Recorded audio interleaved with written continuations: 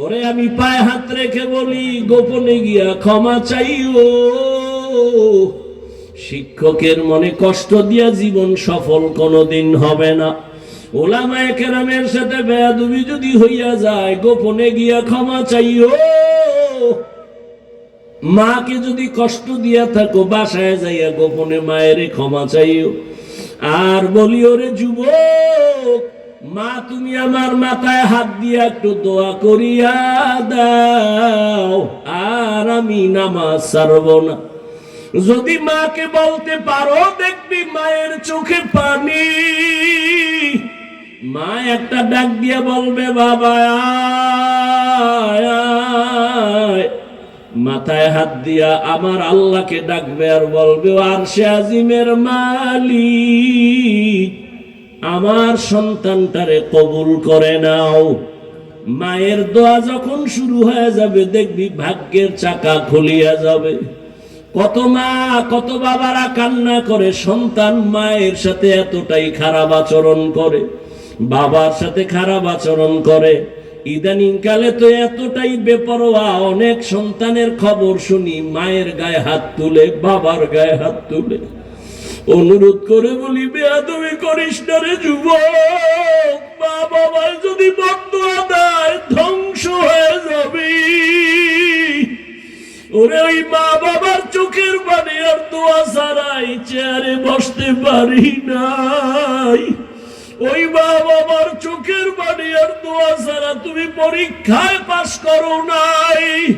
ওই মা বাবার চোখের পানি আর দোয়া ছাড়া তুমি সম্মানের চেয়ার পাও নাই, টাকা পয়সা বাড়ি গাড়ির মালিক হতে পারো নাই।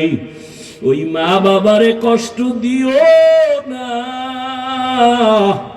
এখনো সময় আছে, যাদের মা বাবা বেঁচে আছে, এই রত্ন হারায় গেলে পাইবা না। তাড়াতাড়ি দোয়া নাও, ক্ষমা চাও। আর যারাই ময়দানে ইয়াতীম, জীবনে আর কোনোদিন বাবা বলে ডাক দিতে পারবা না, মা বলে ডাক দিতে পারবা না। একটা সন্তান যখন মা বলিয়া ডাক দেয়, বাবা বলে ডাক দেয়, এতিমের কলিজাটা ছিঁড়িয়া যায়। ওই মা বাবার জন্য 2 ফোঁটা চোখের পানি পাঠাইয়া দাও। ওরে গুনার কারণে দিলটা পাথর, চোখে পানি নাই। ওরে ডানে বামে তাকাইয়া দেখো, কার চোখে পানি। হাতটা বাড়াইয়া দোয়া চাও, কান্নাওয়ালার দোয়া খালি ফেরত যাবে না।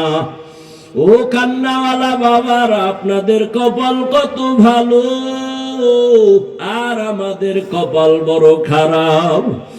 গুনার কারণে দিলটা পাথর, চোখে পানি নাই। গুনার কারণে আমার হাত না পাক, আমার চোখ না পাক, আমার জিহ্বা না পাক, আমার অন্তর না পাক। ও আল্লাহর বান্দারা, 2 ফোঁটা চোখের পানি ছেড়ে কাঁদো।